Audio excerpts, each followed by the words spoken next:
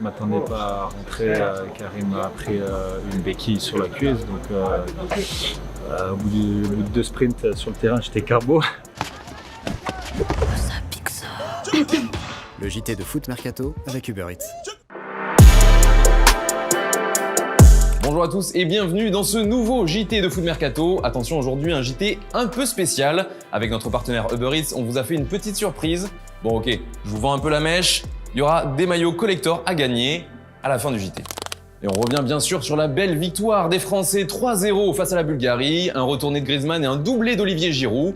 Malheureusement, il n'y a pas eu que des bonnes nouvelles. On pense bien sûr à la blessure de Karim Benzema. C'est toute la France qui était en stress quand on a vu Benzema faire la grimace. On peut souffler un peu. Didier Deschamps nous a donné des nouvelles plutôt positives après la rencontre. Il a pris un coup, une béquille sur le vaste interne du genou et il faut faire avec. Mais aujourd'hui, c'est pas, voilà, il y a rien de dramatique. Le malheur des uns fait le bonheur des autres puisqu'Olivier Giroud a remplacé Benzema et a inscrit un doublé, son 45 et 46e but en équipe de France. Et d'ailleurs, ça lui a donné un sacré sourire après le match. Oui, bien sûr, c'est bon pour la confiance, que ce soit pour moi ou pour l'équipe. C'est toujours important de répondre présent.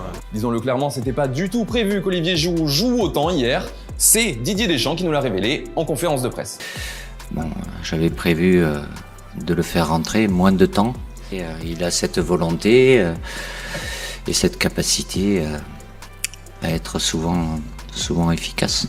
Alors forcément, Benzema qui sort blessé sans marquer et Giroud qui le remplace pour inscrire un doublé.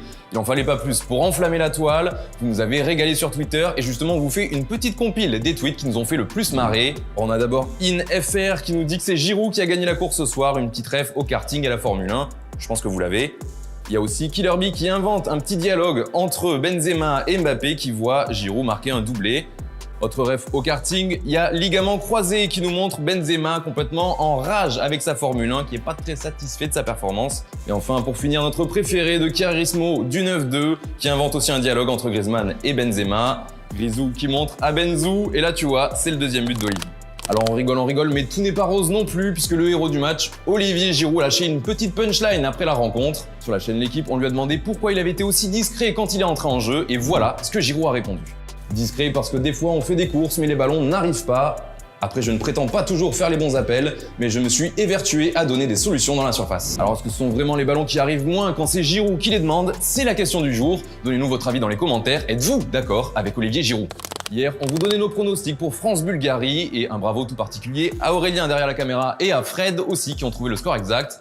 D'ailleurs, vous avez été très nombreux dans les commentaires à trouver le bon score. Et on a tiré le gagnant. Voici son nom qui s'affiche juste ici. Garde tes DM ouverts frérot, on te contacte bientôt pour t'envoyer le maillot. Et puis maintenant, l'image du jour, le retour des supporters dans les tribunes, ça a permis de remettre un peu d'ambiance, mais pas que. Ça a aussi permis aux Français de communier enfin avec leurs fans. C'est par exemple le cas d'Antoine Griezmann qui a offert ses crampons après la rencontre. Et le retour des supporters, ça lui a fait plaisir et il en a parlé justement après la victoire face à la Bulgarie. Enfin, ça fait plaisir, hein. Et ça fait du bien. Là, on prend leur force et c'est parti pour l'Euro.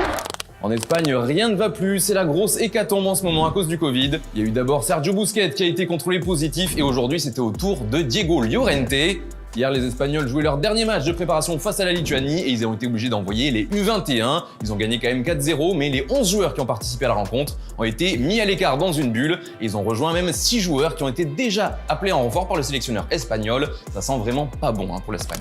Je vous en parlais au début de ce JT, on a une belle surprise pour vous puisque Uber Eats a créé des maillots collector rien que pour vous, des maillots food bien sûr. Alors on a le Real Spaghetti, le Gyoza FC, le Burger United, l'Atlético Nachos, le Pokéball Club et l'Inter Kebab, mon préféré. Pour participer c'est tout simple, vous nous dites dans les commentaires quel maillot vous préférez et on tirera au sort le gagnant. Petit conseil d'amis, pour avoir plus de chances de gagner, n'hésitez pas à commenter la vidéo sur tous les réseaux sociaux de Foot Mercato, Twitter, Insta et Facebook. Voilà, c'est tout pour ce journal. Merci de nous avoir suivis. On se retrouve dès demain pour une nouvelle vidéo sur Foot Mercato. Oh, il nous régale. C'était le JT de Foot Mercato avec Uber Eats.